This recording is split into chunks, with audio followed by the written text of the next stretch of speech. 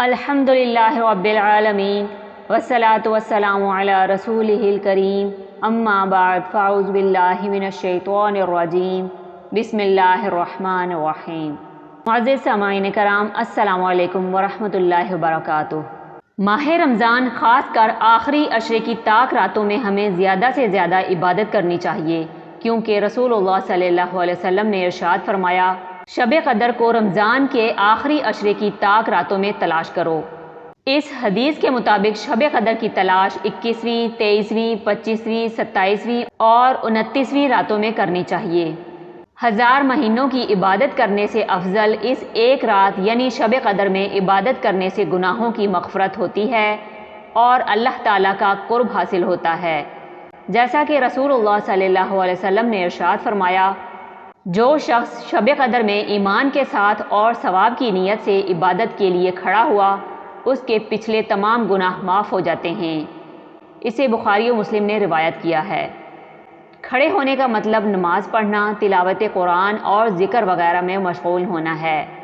ثواب کی امید رکھنے کا مطلب یہ ہے کہ شہرت اور دکھاوے کے لیے نہیں، بلکہ خالص اللہ کی رضا حاصل کرنے کے لیے عمل کیا جائے۔ لہٰذا ہمیں چاہیے کہ ماہ رمضان کے آخری عشرے میں خاص کر طاق راتوں میں نماز تہجد پڑھنے کا اہتمام کریں۔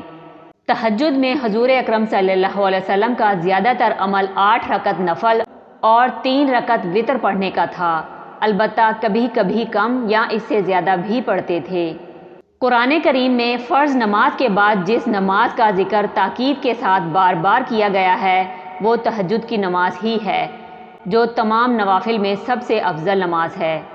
ارشاد باری تعالیٰ ہے، سورہ سجدہ میں اللہ تعالیٰ ارشاد فرماتے ہیں، وہ لوگ راتوں کو اپنے بستروں سے اٹھ کر اپنے رب کو عذاب کے ڈر سے اور ثواب کی امید پر پکارتے ہیں، یعنی نماز، ذکر اور دعا میں لگے رہتے ہیں۔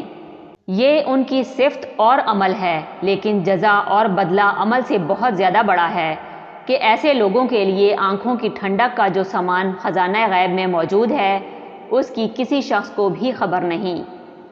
سورہ سجدہ میں اللہ تعالیٰ ارشاد فرماتے ہیں، یہ ان کو ان اعمال کا بدلہ ملے گا جو وہ کیا کرتے تھے۔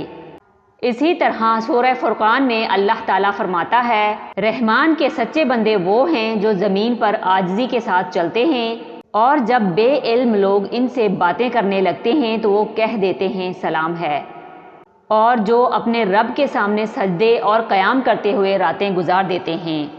اس کے بعد سورہ کے اختتام پر اللہ تعالیٰ فرماتا ہے، یہی لوگ ہیں جنہیں ان کے صبر کے بدلے جنت میں بالا خانے دیے جائیں گے۔ نیز سورہ زاریات میں اللہ تعالیٰ کا فرمان ہے، وہ لوگ رات میں بہت ہی کم سویا کرتے تھے، یعنی رات کے اکثر حصے میں عبادت میں مشغول رہتے تھے اور شب کے آخری حصے میں استغفار کیا کرتے تھے۔ حضرت ابو ہریرہ رضی اللہ تعالیٰ عنہ سے روایت ہے کہ رسول اللہ صلی اللہ علیہ وسلم نے ارشاد فرمایا، فرض نمازوں کے بعد سب سے افضل نماز رات کی ہے، یعنی تہجد، جو رات کے آخری حصے میں ادا کی جاتی ہے۔ حضرت عبداللہ بن سلام رضی اللہ تعالیٰ عنہ سے روایت ہے کہ نبی اکرم صلی اللہ علیہ وسلم نے ارشاد فرمایا، اے لوگو، سلام کو پھیلاؤ، لوگوں کو کھانا کھلاؤ اور راتوں میں ایسے وقت نمازیں پڑھو جب کہ لوگ سو رہے ہوں، سلامتی کے ساتھ جنت میں داخل ہو جاؤ۔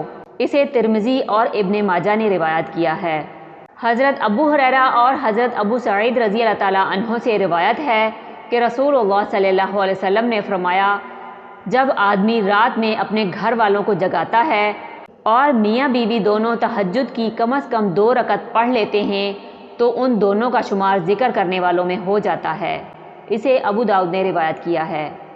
حضرت عائشہ رضی اللہ تعالیٰ عنہ سے روایت ہے کہ نبی اکرم صلی اللہ علیہ وسلم رات کو قیام فرماتے یہاں تک کہ آپ کے پاؤں مبارک میں ورم آ جاتا۔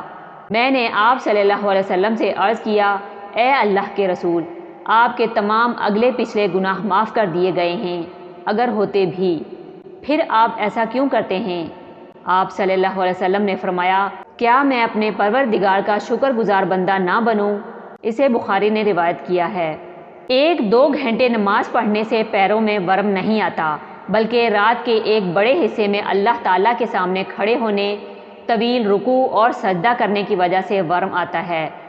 چنانچہ سورہ بقرہ اور سورہ آل عمران جیسی لمبی لمبی صورتیں آپ صلی اللہ علیہ وسلم ایک رکعت میں پڑھا کرتے تھے، اور وہ بھی بہت اطمینان و سکون کے ساتھ۔ آپ صلی اللہ علیہ وسلم رات کا 2/3 یا آدھا یا 1/3 حصہ روزانہ نماز تہجد پڑھا کرتے تھے۔ ام المؤمنین حضرت عائشہ صدیقہ رضی اللہ تعالیٰ عنہا روایت کرتی ہیں کہ حضور نبی اکرم صلی اللہ علیہ وسلم ہمیشہ رات کو 11 رکعات پڑھتے تھے۔ ایک رکعت کے ساتھ تمام رکعات کو طاق بنا لیتے، نماز سے فارغ ہونے کے بعد دائیں کروٹ لیٹ جاتے، حتیٰ کہ آپ کے پاس مؤذن آتا، پھر آپ صلی اللہ علیہ وسلم 2 رکعت سنت فجر مختصراً پڑھتے۔ تنہائی میں پڑھی جانے والی یہ نماز اللہ تعالیٰ سے مناجات اور ملاقات کا دروازہ ہے۔ نماز تہجد کی کم از کم 2 رکعات ہیں اور زیادہ سے زیادہ 11 ہیں۔ بعد نماز عشاء بستر خواب پر لیٹ جائیں اور سو کر رات کے کسی بھی وقت اٹھ کر نماز تہجد پڑھ لیں۔ بہتر وقت نصف شب اور آخر شب ہے۔ تہجد کے لیے اٹھنے کا یقین ہو تو آپ عشاء کے وتر چھوڑ سکتے ہیں۔ اس صورت میں وتر کو نماز تہجد کے ساتھ آخر میں پڑھیں۔ یوں 8 نوافل تہجد کل 11 رکعات بن جائیں گی۔ احادیث نبوی صلی اللہ علیہ وسلم میں تہجد کی بہت زیادہ فضیلت بیان ہوئی ہے۔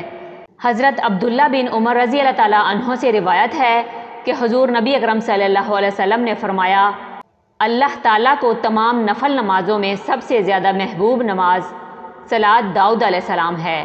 وہ آدھی رات سوتے، پھر اٹھ کر تہائی رات عبادت کرتے اور پھر آخری حصے میں سو جاتے۔